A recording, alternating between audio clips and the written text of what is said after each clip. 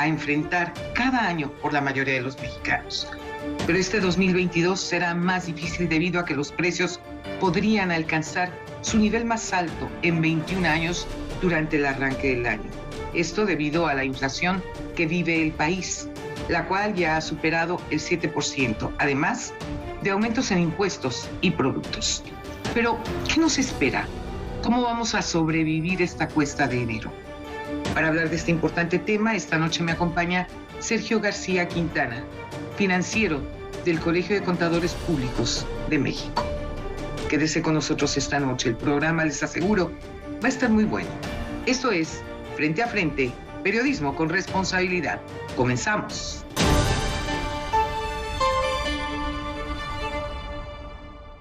Sergio, bienvenido a Frente, sobre todo con este tema que es tan importante, tan trascendente para todos los mexicanos, porque ciertamente esta cuesta de enero está de pavor. Entonces, entre los gastos de la cena de Nochebuena, de la cena de fin de año, Día de Reyes, todo eso implica un gasto. Y eso significa que llegamos a enero teniendo que pagar impuestos, teniendo que pagar predial. Muchas familias están sin trabajo, los precios han aumentado escandalosamente y no vemos que tenemos realmente un apoyo por parte del gobierno en donde por lo menos dijeran, a ver, vamos a bajarle un poco a los impuestos al predial, vamos a bajarle a esto, vamos como una medida de apoyo a los ciudadanos que le estamos viendo muy mal. Es decir, esta situación no es nada sencilla y requerimos de verdad que haya por lo menos un espíritu de solidaridad ante lo que hemos vivido a lo largo de la pandemia, que sigue teniendo sus efectos porque la pandemia no se ha ido. Gracias por estar conmigo, Sergio. Buenas noches. Muy buenas noches. Sí, mira, en especial este año, al igual que el año pasado, está marcado por una situación poco vista en las últimas décadas. Esta enfermedad ha traído una serie de gastos para todas las familiares que tuvieron algún papá, hermano, primo, sobrino, hijo enfermo y tuvieron que aportar de alguna manera algún gasto adicional que no se tenía pensado. Nosotros desde el punto de vista financiero normalmente vemos de qué manera lo puedes invertir o aprovechar mejor, ¿no? Tu dinero. Este dinero que llega quizá adicional en el aguinaldo, algún bono, si alguna empresa tiene esa posibilidad, o bien que tú ahorraste de alguna forma para enfrentar esta fecha, ¿no? Habría algunos consejos muy prácticos. Me mencionabas, por ejemplo, el predial. El predial tiene un descuento. Y si eres adulto mayor en algunos estados de la República, también te dan un descuento adicional. Entonces tú inviertes en pagar, por decirte una cantidad que sea 5,000 pesos, ¿sí? En el predial de todo el año. Pero si puedes pagarlo anticipadamente y además tienes un descuento por edad, bueno, pues a lo mejor estás pagando 2,000 pesos en vez de 5,000 o una cantidad mayor, ¿no? Entonces tienes esa posibilidad de reducirlo. También tienes otra posibilidad importante de invertirlo. Puedes invertir en tus finanzas y puedes invertir en tu salud.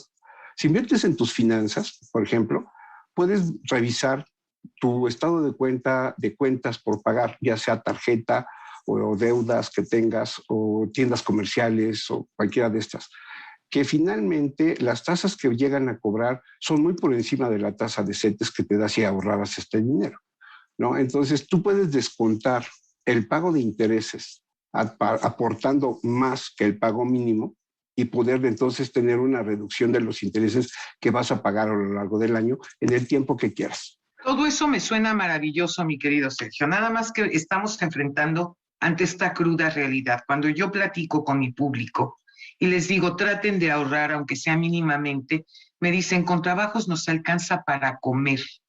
Estamos viviendo al día. ¿De dónde quieres que ahorremos, Lolita? Tienen toda la razón. Y esto no nada más es de clases bajas o clases medias, no. La verdad es una situación muy difícil la que estamos pasando porque hay muchas personas que no reciben aguinaldos, que no reciben ningún bono, que solo reciben un salario. ¿Qué haces en esos casos? Bueno, habría que tratar de estratificar un poco. Por ejemplo, nosotros tenemos una economía informal mayor al 50%. También tenemos una base de empleados gubernamentales, empleados del ejército, empleados de las grandes empresas, empleados que en su mayoría no ganan el salario mínimo. Los que sí son preocupantes son los que trabajan en la industria que sí tiene un salario mínimo que no llega a 300 pesos aún con el aumento. Y si tú lo comparas con la canasta básica, sí, evidentemente son precios muchísimo más bajos en la parte de los productos agropecuarios, por ejemplo, ¿sí? Y más caro en la carne, ¿sí? Entonces, evidentemente ya no es un problema de Navidad, ya no es un problema de la cuesta de dinero, Claro. Es un problema permanente, Desde luego. de todo el tiempo, ¿no? Evidentemente, esta parte, de alguna manera, el adulto mayor puede tener quizá un pequeño aliciente o suficiente en ese momento, pero entonces vas reduciendo la población a una cantidad menor. Si descuentas todos los que ya tienen estos salarios, sí, debe haber otra parte muy importante que está en una situación bastante crítica. Sí, evidentemente esta situación te obliga a moverte, te obliga a buscar alternativas. Últimamente ha habido esta explosión de personas que rentan su moto, rentan su coche, dan trabajos adicionales, temporales. No sé, alguna vez puedas ver o preguntarle qué actividad tiene el chofer que te lleve.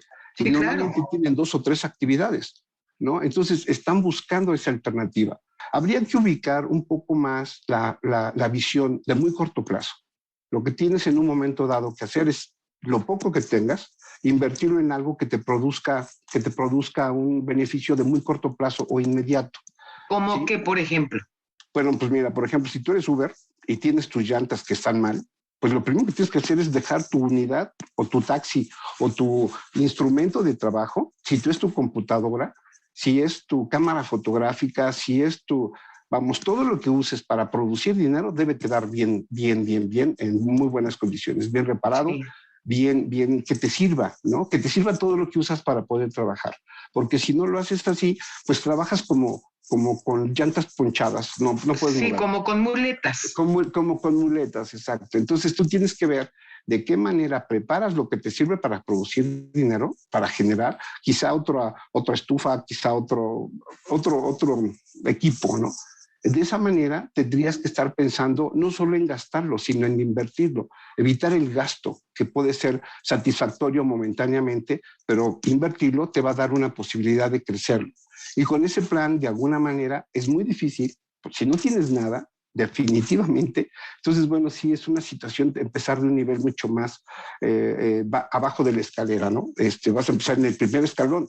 Lo que se tendría que hacer es ser muy, ¿cómo te puedo decir?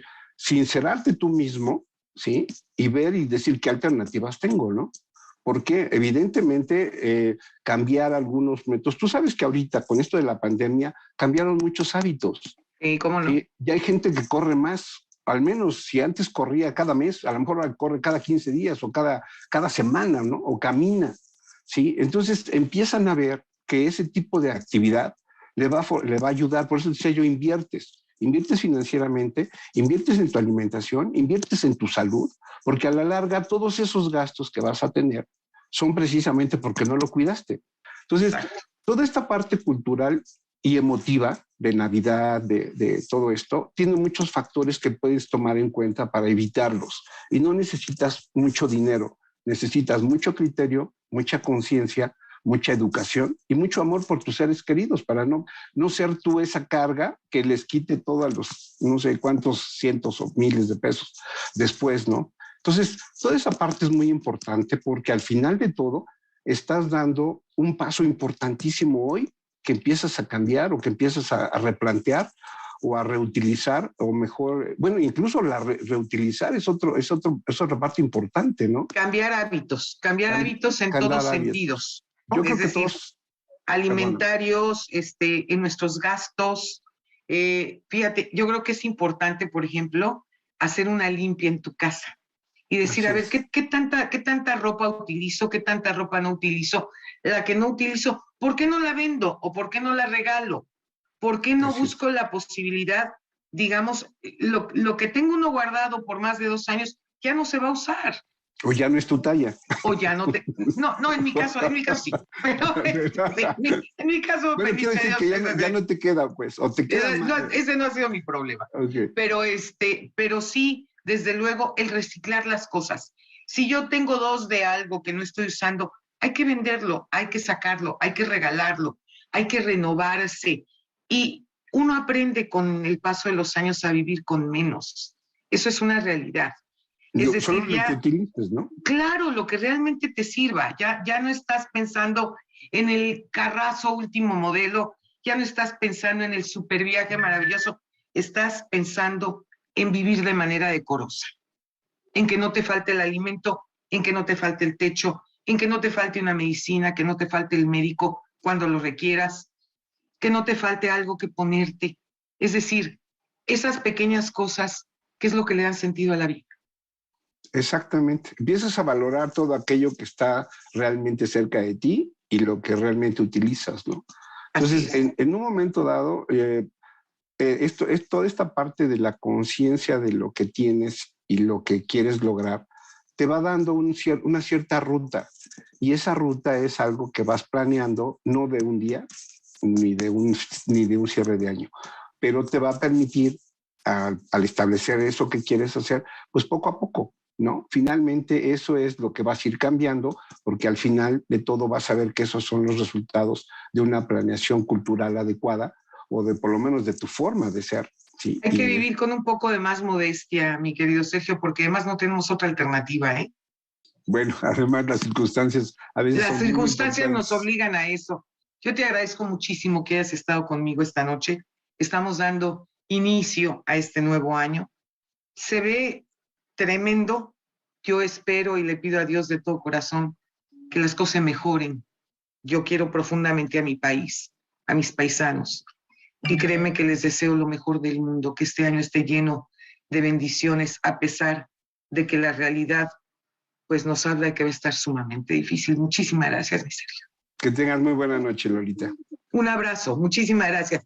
No se pierda nuestro próximo programa. México vive tiempos de cambio, tiempos de dar la cara, tiempos para hablar frente a frente. Muy buenas noches.